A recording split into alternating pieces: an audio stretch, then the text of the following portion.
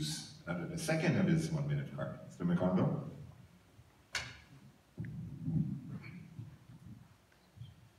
This topic is very near and dear to my heart. Our mayor is not free to act. That stands for accountability, consultation, and transparency.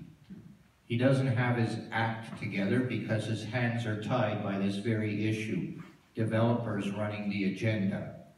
Look at what I'm doing. I have stopped this shelter project in its tracks, and that's why I'm here before you.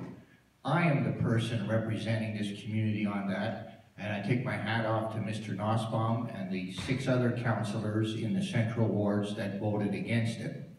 Why should it fall on me, a regular citizen, and an impoverished community to raise $200,000 to stop this project?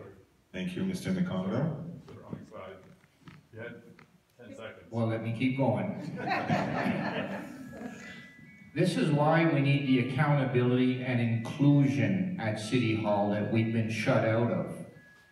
This project is so bad and shameful. It does nothing to help the homeless, and it destroys our community here. I think you have to stop. Okay, so we're getting a lot of questions, so thank you very much for that. I received 2 questions on housing, so what I'm going to propose is to read the 2 of them. In fact, on community housing and on affordable housing. So I'm going to read both questions, and perhaps you can offer your vision on the 2 questions at the same time.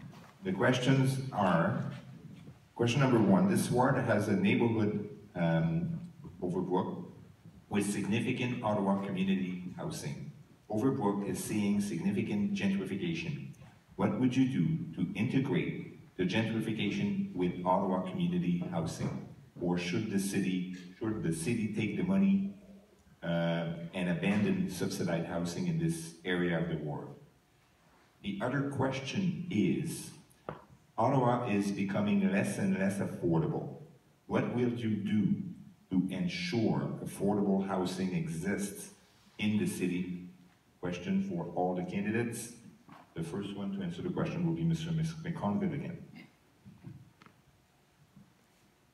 It's a simple answer: inclusionary zoning. Every new proposal, whether it be inside the Greenbelt or outside within our city boundaries, should come with at least a 25% mandatory inclusion of affordable housing in every single development from here on in until we catch up to our backlog. Lobbying both levels of higher government for more funds to be allocated towards this endeavor will also go a long way.